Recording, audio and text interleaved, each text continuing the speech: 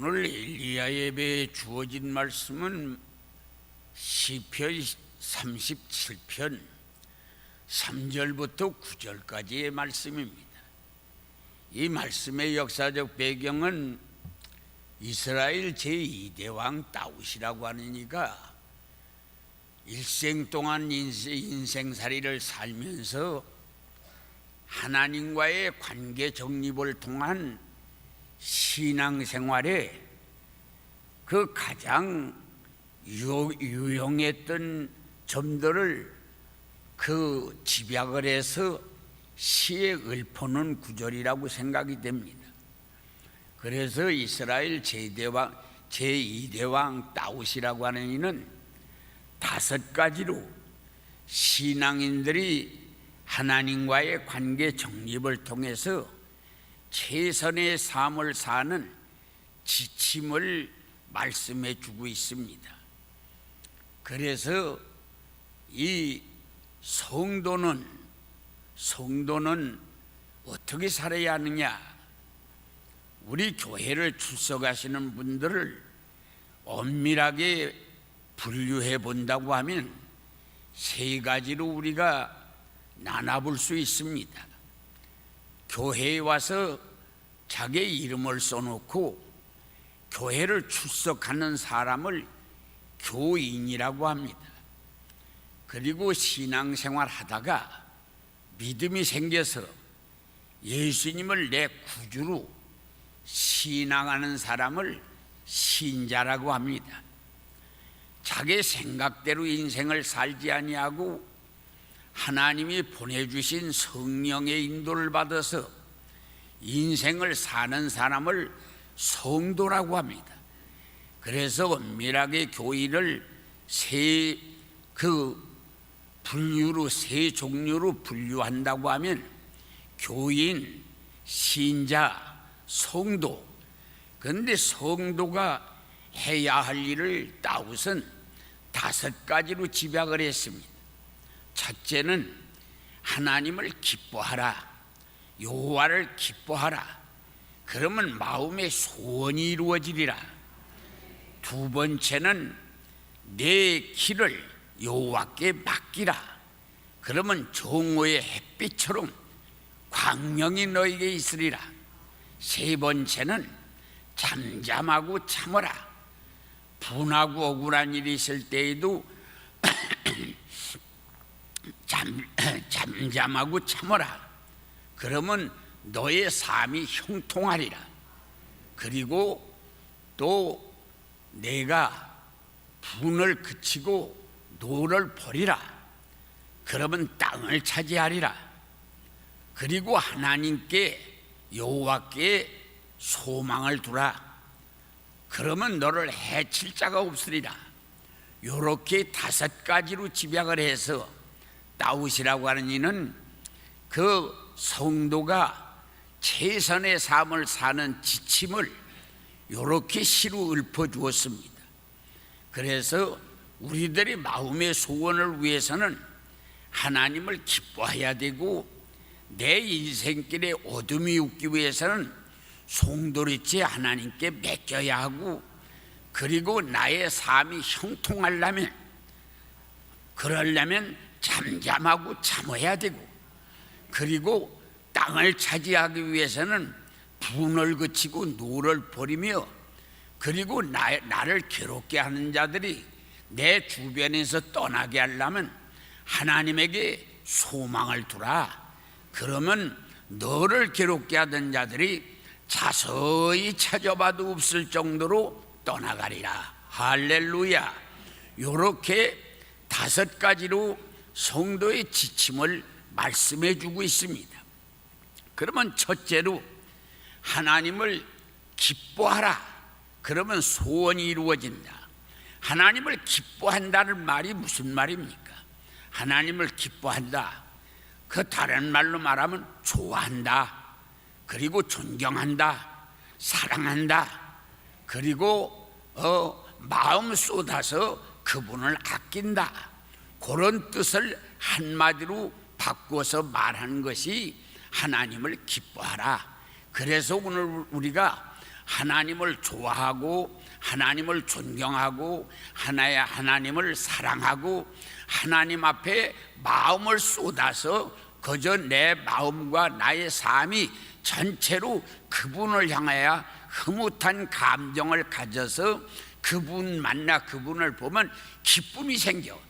그래서 십자가 목걸이 한 사람만 봐도 기뻐야 이 사랑스럽고 가까워진 것 같고, 지나가다 교회 종각만 봐도 마음이 흐뭇하고, 그러고 목사 가운만 입은 분이 지나가도 흐뭇한 생각이 들어가고, 그러고 찬송 소리만 들어도 가다 발걸음이 멈춰지고, 무언지 모르게 하나님 하나님이라고 하는 그 범주 안에 나는 마음이 전체가 거기 담겨 있다.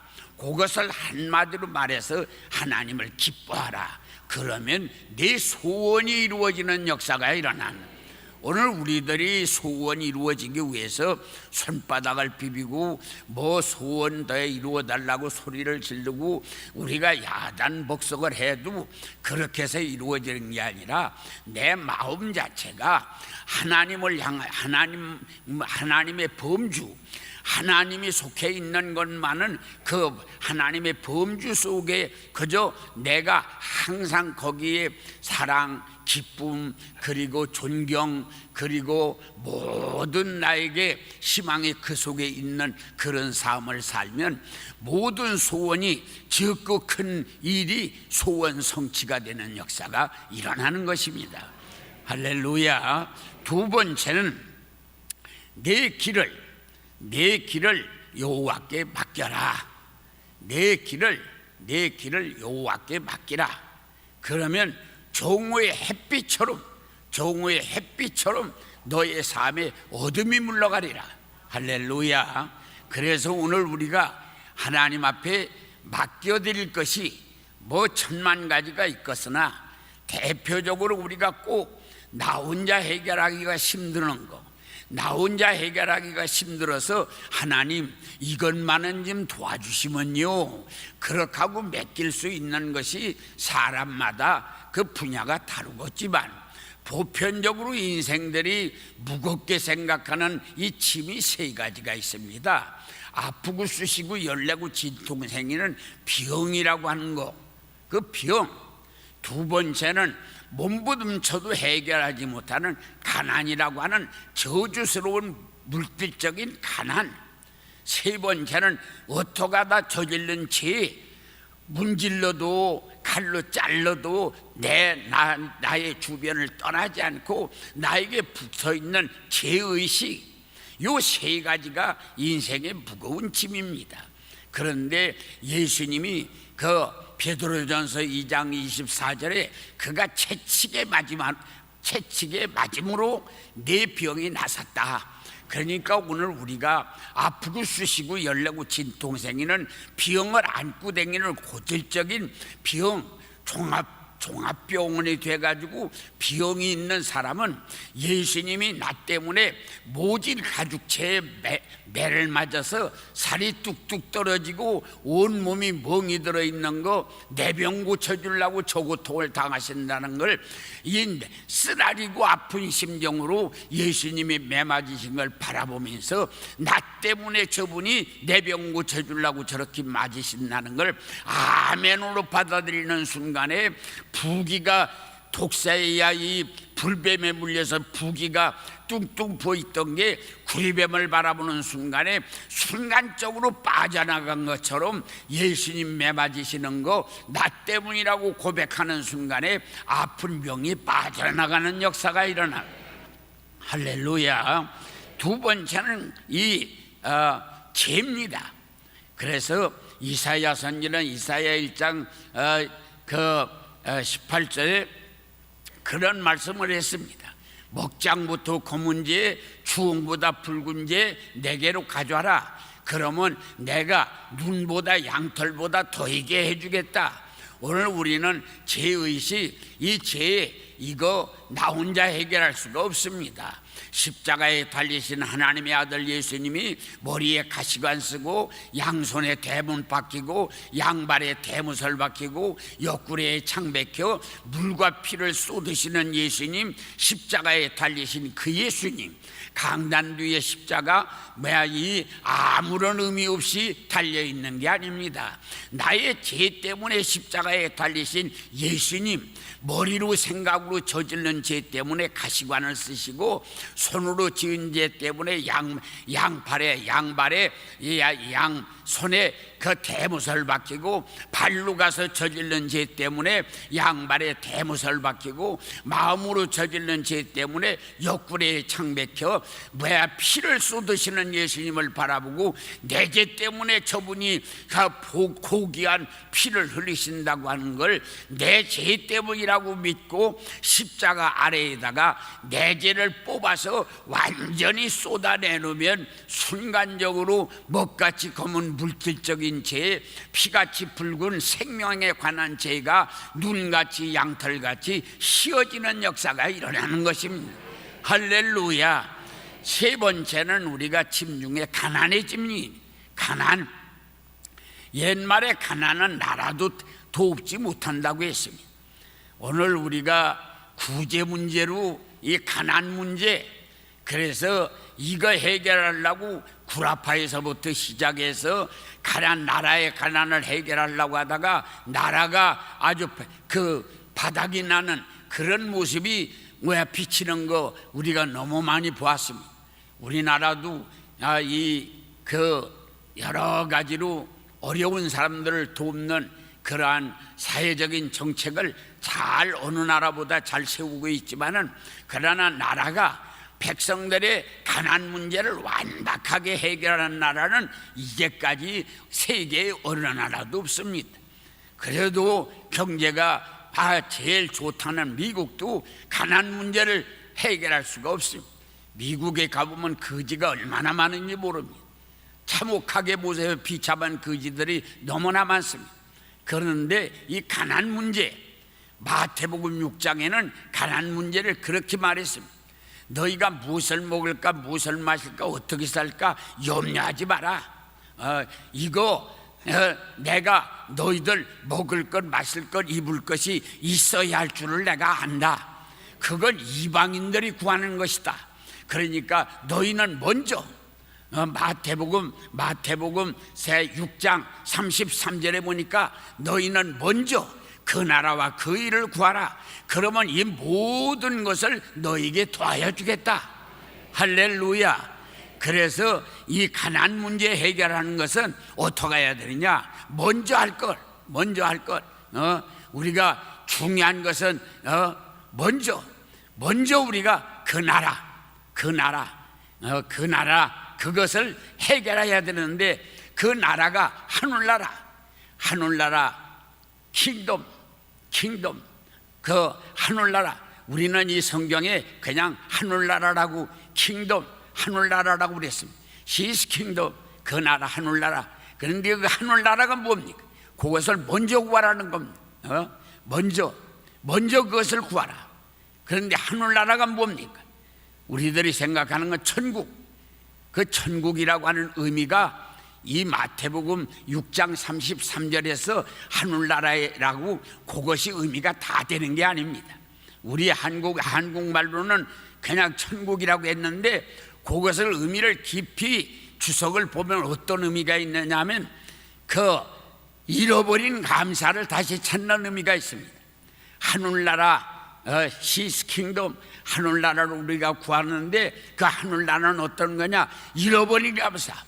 옛날에 우리가 하나님께서 도와주신 거, 나라가 도운 거, 부모가 도운 거, 스승이 도운 거, 이웃이 도운 거, 우리가 수많은 도움을 받고 그렇게 해서 아슬아슬한 곳이 난감한 처지, 끔찍한 환경, 하나님께서 여러 가지로 이웃을 통하여, 나라를 통하여, 주변을 통해서 도와주신 거 싹 잃어버리고 나 혼자 내 자신이 살아나간 일로 착각하고 살아와서 그렇하고 원망하고 짜증하고 불만하고 불평하니까 주신 물질의 축복이 다 없어지고 만 겁니다. 그래서 우리가 하늘나라를 얻는 시스킹덤 하늘나라를 우리가 구하는 거, 그거 중요한 건 뭡니까? 잃어버린 감사를 찾는 것입니다.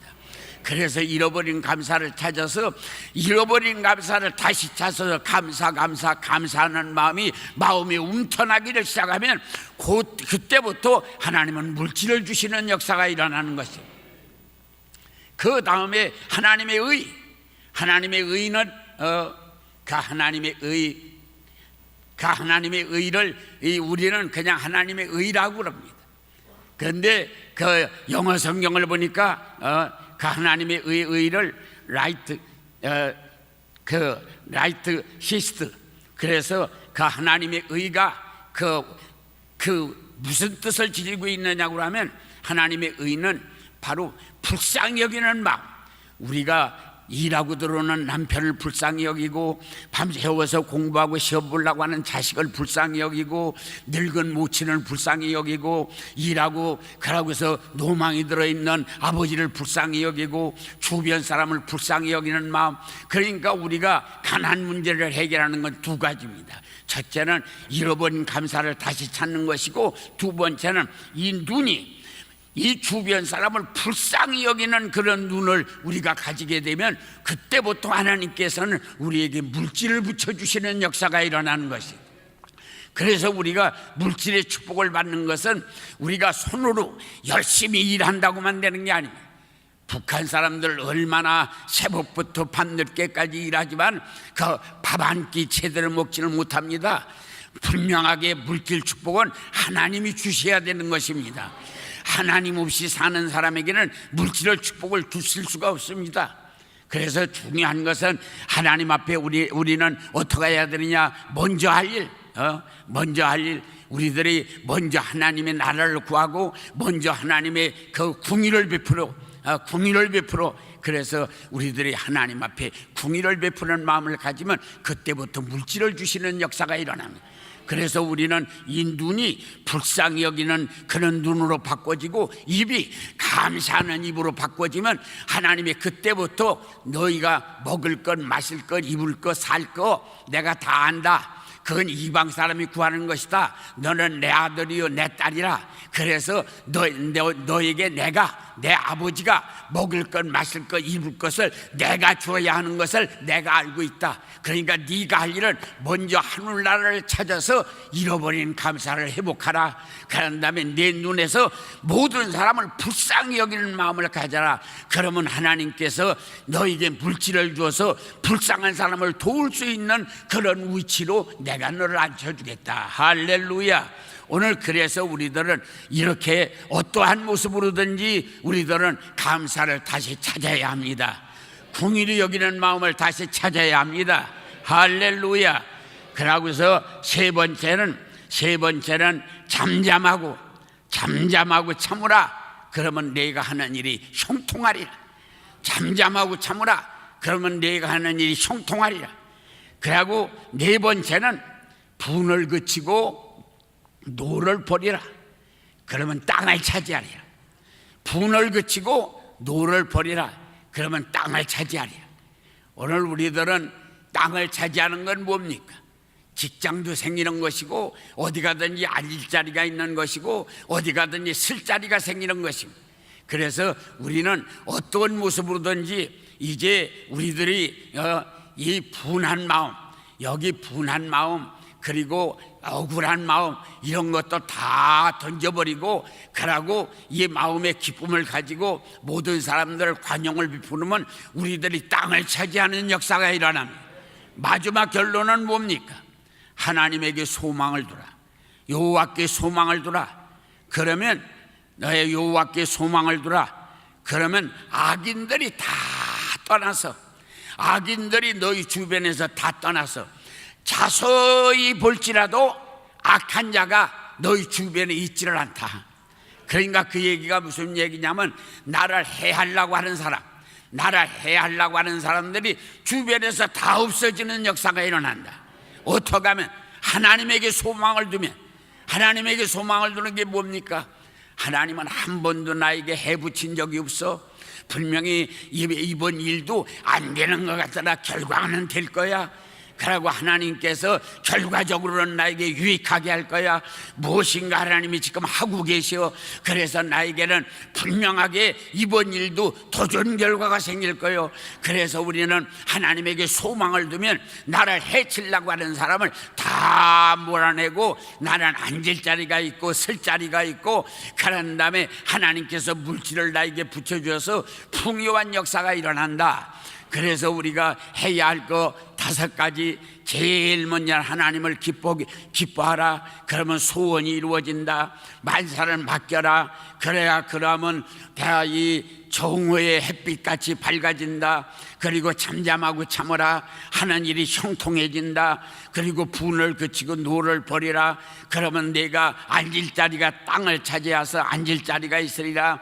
하나님에게 소원을 두라. 그러면 너를 해칠 사람이 다 떠나가고 어디 가더라도 너는 평강이 넘치는 역사, 하나님이 네 하나님이 되는 역사가 이루어지리라. 이 복이 여러분들에게 임하기를 예수님의 이름으로 축원합니다.